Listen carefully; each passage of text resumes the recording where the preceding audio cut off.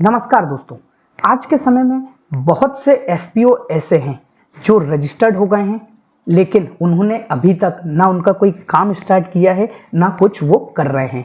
ऐसे में क्या होता है, कंप्लायंस पेंडिंग होते जाते हैं, रिटर्न फाइल नहीं हो रहे हैं उनके, साथ में पेनल्टी दिनों दिन लगती जा रही है। ऐसे में सबसे बड़ा सवाल आज की डेट में ये है कि क्या एफपीओ को बंद किया जा सकता है और यदि कैसे, तो इन्हीं सब्जेक्ट पे विषय पे आज इस वीडियो में हम विस्तृत चर्चा करेंगे। नमस्कार, मेरा नाम है अंकुर मिश्रा, मैं पैसे से एक प्रैक्टिसिंग कंपनी सेक्रेटरी हूँ। आज हम बात करेंगे स्ट्राइक ऑफ का मतलब क्या होता है, एफपीओ बंद कैसे हो सकते हैं। दोस्तों देखिए, कंपनी तहत के अंतर्गत एफपीओ की स्थापना होती है, कंपनी अधिनियम के अंतर्गत उसी के प्रावधानों का पालन करके इस एफपीओ को बंद किया जा सकता है। आप यदि ये सोचते हैं कि आप किसान हैं और आपके ऊपर गवर्नमेंट कोई एक्शन नहीं लेगी, पेनल्टी नहीं लगाएगी, तो ये आप गलत सोचते हैं दोस्तों, क्योंकि ये एक वैधानिक संस्था है, कानून तोड़ने वालों पे पेनल्टी लगती है। अब हम बात करते हैं एफपीओ को बंद कब और कैसे किया जा सकता है।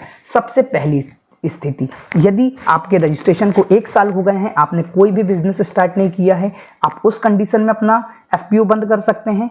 कंडीशन नंबर 2, यदि आपके रजिस्ट्रेशन हो गए हैं लेकिन पिछले 2 साल से आपका व्यापार बंद है, आपने कोई ट्रांजैक्शन नहीं किया है, आपने कोई बिजनेस एक्टिविटी नहीं की है, आपने कोई बैंक ट्रांजैक्शन नहीं किए हैं, आपके बिजनेस का ऑपरेशन टोटल बंद है, उस स्थिति में एफपीओ के जो सदस्य हैं वो वॉलंटरी अपने एफपीओ को बंद करने की कार्रवाई कर सकते हैं। दोस्तों, ये डिसीजन डायरेक्टर और एफपीओ का होता है।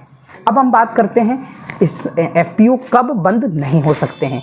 जब यदि उन पे कोई लोन पेंडिंग हो और गवर्नमेंट की ड्यू पेंडिंग हो, कोई कोर्ट केस चल रहा हो, कोई इंस्पेक्शन या इंक्वायरी चल रही हो, इस केस में पहले सब क्लियर करना होता है, उसके बाद ही आप अपना एफपीओ जो है वो बंद कर सकते हैं। अब हम बात करते हैं एफपीओ को बंद करने की क्या प्रोसेस होती है। देखिए, इसके लिए बोर्ड मीटिंग में एक प्रस्ताव पारित होता है, उसके बाद मेंबर्स की मीटिंग रखी जाती है, उसमें स्पेशल रेजोल्यूशन पास किया जाता है, साथ में कंपनी के बैंक अकाउंट बंद किए जाते हैं, पूरे ड्यू जो हैं वो चुकाए जाते हैं, कंपनी का GST registration, PF ESI registration, ये सब क्लियर किया जाता है और रजिस्ट्रेशन जो है कैंसिल कराए जाते हैं। इसके अलावा रजिस्टर ऑफ कंपनीज को एसटी की 2 फॉर्म फाइल किया जाता है, जिसमें अनेकों एफिडेविट लगते हैं, इंडेमनिटी बॉन्ड लगेगा, स्टेटमेंट ऑफ अकाउंट लगेंगे, स्पेशल रेजोल्यूशन लगेगा और इसकी गवर्नमेंट फीस जो 10,000 रुपये के लगभग होती है वो लगेगी। दोस्तों, इसके बाद क्या होगा, जब अपने डॉक्यूमेंट्स वहाँ आरओसी में सबमिट हो जाएगा फॉर्म,